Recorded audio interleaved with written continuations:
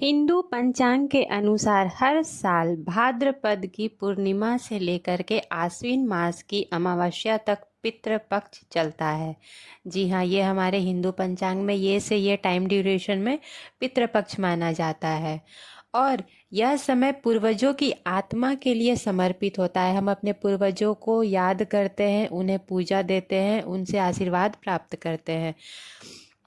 धार्मिक मान्यता यह है कि इस दौरान पिंडदान तथा तर्पण और श्राद्ध करने से पितृ प्रसन्न होते हैं और परिवारजन को उनका आशीर्वाद प्राप्त होता है। ऐसी भी मान्यता है कि पितरों की श्राद्ध केवल 3 पीढ़ियों तक किया जाता है। आइए जानते हैं इस साल पितृपक्ष कब से शुरू हो रहा है। साल 2025 में पितृपक्ष का आरंभ 8 सितंबर दिन सोमवार को हो रहा है और इसका समापन 21 सितंबर 2025 को सर्वपितृ अमावस्या पर इसका समापन होगा। तो ये जो 12 से 14 दिन का ये टाइम है, इसको हम पितृपक्ष कहते हैं। हमारे हिंदू पंचांग में हम हिंदू लोग इसको पितृपक्ष के रूप में मानते हैं और अपने पितरों को याद करते हैं, उन्हें जल अर्पण करते हैं तथा विधि विधान के साथ अगर पिंडदान किया करने को कहा जाए या तर्पण करने को कहा जाए या पिंड बैठाना बोलते हैं, तो कई जगहों पे इसकी मान्यता है। जैसे बिहार के आप गया जी में जाकर के पिंडदान कर सकते हैं या बनारस में जाकर के कर सकते हैं। वहाँ पे नदियों के घाट उपलब्ध हैं, तो बहुत ही आसानी से ब्राह्मण द्वारा आपको ये कार्यक्रम करवा दिया जाता है। पितृपक्ष में बहुत सारे लोग अपने पितरों को जल देते हैं, तो आइए जानते हैं कि जल देने का सही तरीका क्या होता है। सबसे पहले किसी योग्य ब्राह्मण से श्राद्ध या तर्पण कराएं। लेकिन अगर आप ब्राह्मण को नहीं ढूंढ पा रहे या आपके पास ब्राह्मण नहीं मिल रहे हैं, तो यह आप खुद से भी कर सकते हैं।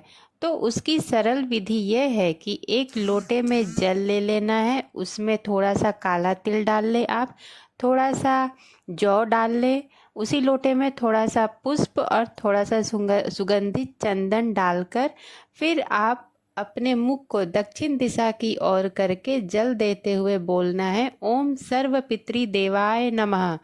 इस मंत्र को जाप करते करते आपको अपने पितरों को जल अर्पण करना है।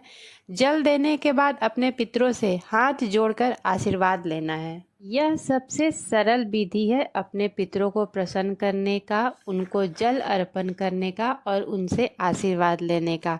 आई होप मैंने बहुत ही आसान शब्दों में आपको ये सरल सा उपाय समझा दिया होगा। पितृपक्ष में दाढ़ी, मूछ और बाल नहीं कटवाना चाहिए। ये 15 दिन ये सारी चीज़ों को करना बिल्कुल निषेध माना गया है।